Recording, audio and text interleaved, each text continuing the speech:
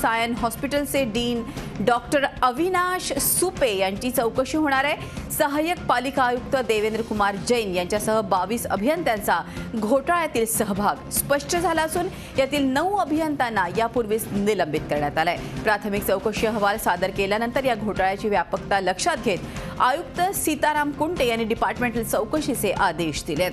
Joint municipal commissioner S Shinde ही चौकशी करतायत। या चौकशीमध्ये घोटाळ्यातील सहभागी अधिकाऱ्यांची संख्या वाढण्याची शक्यता आहे। एकूणच या संदर्भात अधिक माहिती घेऊयात। आपले प्रतिनिधी कृष्णात पाटील आपल्याबरोबर आहे। कृष्णात, काय आहे हा ई टेंडरिंग घोटाळा, जर आपल्या प्रेक्षकांना सांगा, आणि कशा तऱ्हेने हा झालाय?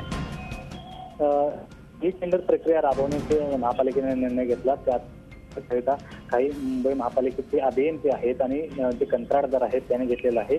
त्या दिवशी रात्रीच्या 12च्या सुमारास किंवा 1-2च्या सुमारास हे ई टेंडर ओपन करायचं। त्यानंतर संबंधित कंत्राटदाराला ते ई टेंडर भरायला सांगायचं आणि त्यानंतर ते बंद करायचं। त्यामुळे तांत्रिक अडचणीमुळे ते जे लॉग इन किंवा बाकीच्या इतर कंत्राटदारांना ते निघत आहेत त्या भरता येत नसायच्या। त्यामुळे संबंधित कंत्राटदाराला ते कंत्राट जायचं। अशा प्रकारे हा घोळ संपूर्ण 100 कोटी रुपयांचा ई टेंडर घोटाळा आहे। यामध्ये आता नवनवीन नावे समोर येत आहेत।